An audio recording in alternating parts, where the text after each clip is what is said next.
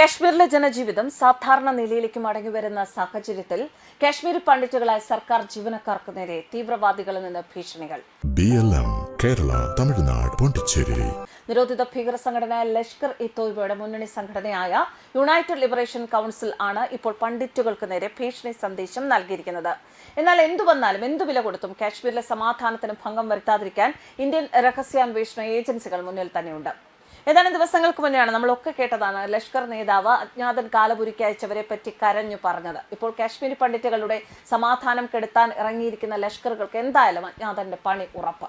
6 കാശ്മീരി പണ്ഡിറ്റ് സർക്കാർ ജീവനക്കാരുടെ പേരും ഫോൺ നമ്പറുകളും ഉൾപ്പെടുത്തി UALC പുറത്തുവിട്ട കത്തിലാണ് ഭീഷണിയുള്ളത്. ഈ ഉദ്യോഗസ്ഥരെയും അവരുടെ കുടുംബങ്ങളെയും വീടുകളെയും ജോലിസ്ഥലങ്ങളെയും കുറിച്ചുള്ള വിവരങ്ങൾ തീവ്രവാദികളുടെ കൈവശമുണ്ട് എന്ന് കത്തിൽ പറയുന്നു. ജമ്മുവിലേക്ക് സ്ഥലം മാറിയാലും അവരെ ലക്ഷ്യം വയ്ക്കും എന്നാണ് ഭീഷണി.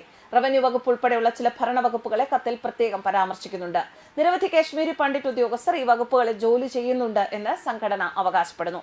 ഓഗസ്റ്റ് 7 എഴുതിയ കത്താണ്. ഈ കത്തിൽ Jammu Kashmir lieutenant governor Manoj Sinha, director general of police, ന്യൂഡൽഹിയിലെ ഉന്നത ഉദ്യോഗസ്ഥർ എന്നിവർക്കും മുന്നറിയിപ്പ് നൽകുന്നു. ഭരണകൂടം തീവ്രവാദികളുടെയും അവരുടെ പിന്തുണക്കാരുടെയും സ്വത്തുക്കൾ കണ്ടുകെട്ടുകയാണ് എന്ന് ULC ആരോപിച്ചു. തീവ്രവാദികളുടെ ബന്ധുക്കളെ ഉപദ്രവിക്കുന്നതായും കത്തിൽ ആരോപിക്കുന്നു. ഇത്തരം നടപടികൾ നിർത്തണമെന്ന് സംഘടന ആവശ്യപ്പെട്ടിട്ടുണ്ട്.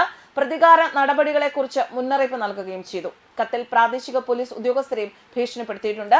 കത്തിൽ അഹമ്മദ് ബിലാൽ എന്ന വ്യക്തിയുടെ ഒപ്പാണുള്ളത്. അത്തരം ഭീഷണികളെ കാശ്മീരി പണ്ഡിറ്റുകൾ അങ്ങേറ്റം ഗൗരവത്തോടെ കാണുന്നു. കാരണം 1990കളിൽ ഭീകരവാദവും നിരന്തരമായ ഭീഷണികളും കാരണം ധാരാളം കാശ്മീരി പണ്ഡിറ്റുകൾ താഴ്വര വിടാൻ നിർബന്ധിതരായിട്ടുണ്ട്.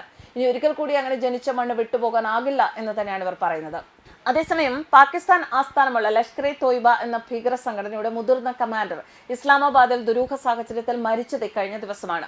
ഖാരി സയ്യിദ് അബ്ദുൽ അസീസ് ആണ് മരിച്ചത്. പാകിസ്ഥാനിലും പാകിസ്ഥാൻ അധീന ജമ്മു കാശ്മീരിലുമായി സംഘടനയുടെ 30-ലധികം അംഗങ്ങൾ അജ്ഞാതരുടെ ആക്രമണത്തിൽ കൊല്ലപ്പെട്ടതായിട്ടാണ് മുതിർന്ന ഭീകരൻ അവകാശപ്പെട്ടത്. അതിനുശേഷം ദിവസങ്ങൾക്കുള്ളിലാണ് ഇത്തരത്തിലൊരു സംഭവം നടന്നത്. ഒരു റിപ്പോർട്ട് അനുസരിച്ച് ഒരു റെസ്റ്റോറന്റിൽ ഭക്ഷണം കഴിച്ചതിനു ശേഷം ഇസ്ലാമാബാദിലെ ഖുബ പള്ളിയുടെ കവാടത്തിൽ വെച്ച് ഖാരി സയ്യിദ് അബ്ദുൽ അസീസ് കുഴഞ്ഞു വീഴുകയായിരുന്നു. പ്രാർത്ഥനയ്ക്ക് പള്ളിയിലെത്തിയതാണ് അദ്ദേഹം. മരണകാരണം വ്യക്തമായിട്ടില്ല. ജമ്മു കാശ്മീരുമായി ബന്ധപ്പെട്ട ഏറ്റുമുട്ടലുകളിൽ കൊല്ലപ്പെട്ട ഭീകരരുടെ കുടുംബങ്ങൾക്ക് സഹായം നൽകുന്ന ലഷ്കറിന്റെ ഒരു വിഭാഗവുമായ സൈസിന് ബന്ധമുണ്ടായിരുന്നുവെന്നും റിപ്പോർട്ടുകൾ പറയുന്നു. പെട്ടെന്നുണ്ടായ മരണം പാകിസ്ഥാൻ കേന്ദ്രീകരിച്ച് പ്രവർത്തിക്കുന്ന ഭീകര സംഘടനയുടെ അംഗങ്ങളെ ലക്ഷ്യമിട്ടുള്ള ദുരൂഹ കൊലപാതകങ്ങളെ കുറിച്ചുള്ള ആശങ്കകളും വർദ്ധിപ്പിച്ചിട്ടുണ്ട്. നിരോധിക്കപ്പെട്ട സംഘടനയുടെ 30-ലധികം അംഗങ്ങൾ കഴിഞ്ഞ 3-4 വർഷത്തിനിടെ കൊല്ലപ്പെട്ടതായി മുതിർന്ന ലഷ്കർ പ്രവർത്തകനായ റിസ്വാൻ ഹനീഫ് അവകാശപ്പെടുന്ന വീഡിയോ പുറത്തു വന്നതിന് പിന്നാലെയായിരുന്നു പുതിയ സംഭവം. പെഷവാർ, കറാച്ചി, റാവൽപിണ്ടി തുടങ്ങിയ പാകിസ്ഥാനിലെ വിവിധ നഗരങ്ങളിലും പാക് അധീന കാശ്മീരിലെ റാവ്ലാകോട്ട്, മുസഫറാബാദ് എന്നിവിടങ്ങളിലുമാണ് കൊലപാതകങ്ങൾ നടന്നത്. ആക്രമണങ്ങൾ നടത്തിയത് അജ്ഞാതരായ വ്യക്തികളാണെന്ന് ഹനീഫ അവകാശപ്പെട്ടു. പക്ഷേ എന്നാൽ ഈ കൊലപാതകങ്ങൾക്ക് പിന്നിൽ ഇന്ത്യൻ ഏജൻസികളാണ് എന്ന ആരോപണത്തെ ഇന്ത്യ തള്ളിക്കളഞ്ഞിരുന്നു. ഇന്ത്യക്കെതിരെ നടന്ന ഭീകര ആക്രമണങ്ങൾക്ക് പിന്നിൽ പ്രവർത്തിച്ച പാകിസ്ഥാൻ ആസ്ഥാനമായുള്ള പ്രധാന ഭീകര സംഘടനകളിലൊന്നാണ് ലഷ്കർ-ഇ-തോയ്ബ. 2008-ലെ മുംബൈ ഭീകര ആക്രമണത്തിന് പിന്നിൽ ഈ സംഘടനയായിരുന്നു. അൽ-ഖ്വയ്ദ, താലിബാൻ എന്നിവയുമായുള്ള ബന്ധത്തിന്റെ പേരിൽ 2005-ൽ ഐക്യരാഷ്ട്രസഭ ലഷ്കറിനെ ഭീകര സംഘടനയായി പ്രഖ്യാപിച്ചിരുന്നു. ന്യൂസ് ഡെസ്ക് കർമ്മ.